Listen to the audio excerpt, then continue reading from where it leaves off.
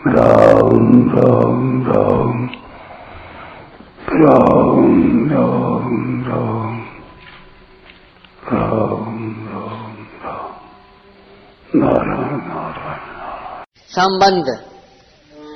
भगवान ने अर्जुन के प्रति कौन से वचन कहे, इसे आगे के 2 श्लोकों में कहते हैं।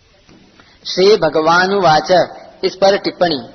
यहाँ भगवान पद में भग शब्द में जो मतुप प्रत्यय किया गया है वह नित्य योग में किया गया है, क्योंकि समग्र ऐश्वर्य, धर्म, यश, श्री, ज्ञान और वैराग्य ये 6 भग भगवान में नित्य रहते हैं।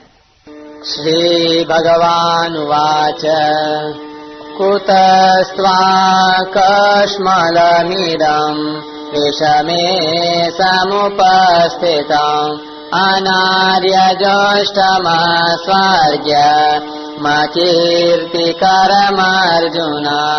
दूसरा श्लोक। श्री भगवान बोले, हे अर्जुन, इस विषम अवसर पर तुम्हें यह कायरता कहाँ से प्राप्त हुई, जिसका कि श्रेष्ठ पुरुष सेवन नहीं करते, जो स्वर्ग को देने वाली नहीं है और कीर्ति करने वाली भी नहीं है। व्याख्या। अर्जुन, यह संबोधन देने का तात्पर्य है कि तुम स्वच्छ निर्मल अंतःकरण वाले हो, अतः तुम्हारे स्वभाव में कालुष्य, कायरता का आना बिल्कुल विरुद्ध बात है।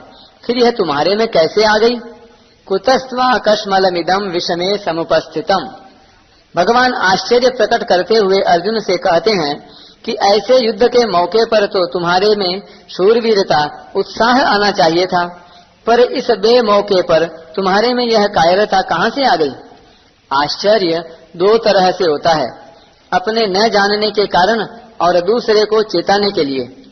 भगवान का यहाँ जो आश्चर्य पूर्वक बोलना है वह केवल अर्जुन को चेताने के लिए ही है, जिससे अर्जुन का ध्यान अपने कर्तव्य पर चला जाए।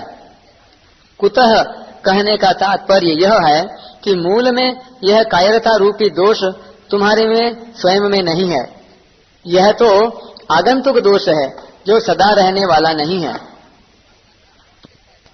समुपस्थितम कहने का तात्पर्य है कि यह कायरता केवल तुम्हारे भावों में और वचनों में ही नहीं आई है, किंतु तुम्हारी क्रियाओं में भी आ गई है।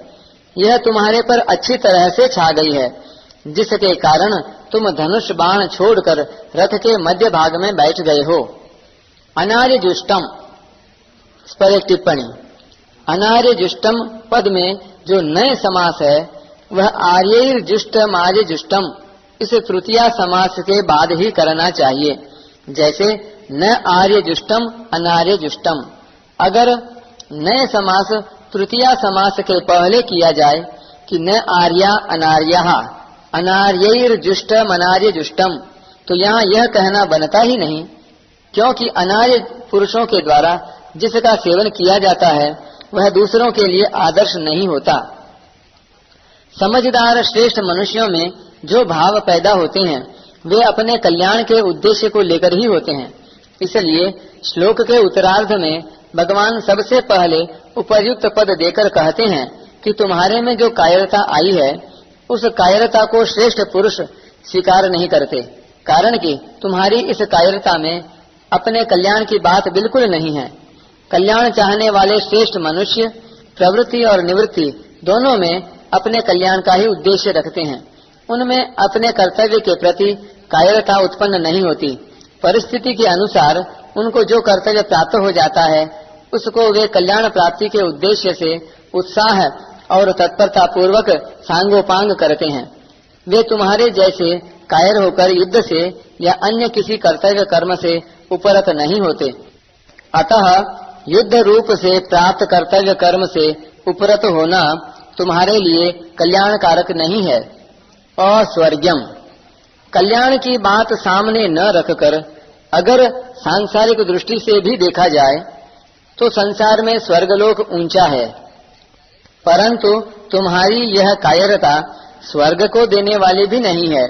अर्थात कायरता पूर्वक युद्ध से निवृत्त होने का फल स्वर्ग की प्राप्ति भी नहीं हो सकता। अकीर्ति करम, अगर स्वर्ग प्राप्ति का भी लक्ष्य न हो तो अच्छा माना जाने वाला पुरुष वही काम करता है जिससे संसार में कीर्ति हो। परंतु तुम्हारी यह जो कायरता है, यह इस लोक में भी कीर्ति यानी यश देने वाली नहीं है, प्रत्युत अपकीर्ति यानी अपयश देने वाली है। अतः तुम्हारे में कायरता का आना सर्वथा ही अनुचित है। भगवान ने यहाँ अनार्य जुष्टम, अस्वर्ग्यम और अकीर्तिकरम ऐसा क्रम देकर 3 प्रकार के मनुष्य बताए हैं। पहला, जो विचारशील मनुष्य होते हैं वे केवल अपना कल्याण ही चाहते हैं, उनका ध्येय उद्देश्य केवल कल्याण का ही होता है। दूसरा, जो पुण्यात्मा मनुष्य होते हैं वे शुभ कर्मों के द्वारा स्वर्ग की प्राप्ति चाहते हैं, वे स्वर्ग को ही श्रेष्ठ मानकर उसकी प्राप्ति का ही उद्देश्य रखते हैं। तीसरा, जो साधारण मनुष्य होते हैं वे संसार को ही आदर देते हैं, इसलिए वे संसार में अपनी कीर्ति चाहते हैं और उस कीर्ति को ही अपना ध्येय मानते हैं।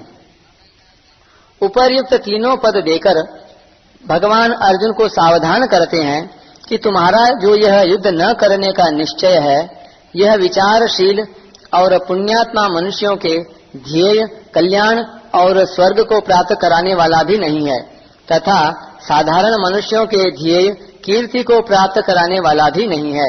अतः मोह के कारण तुम्हारा युद्ध न करने का निश्चय बहुत ही तुच्छ है, जो कि तुम्हारा पतन करने वाला, तुम्हें नरकों में ले जाने वाला और तुम्हारी अपकीर्ति करने वाला होगा।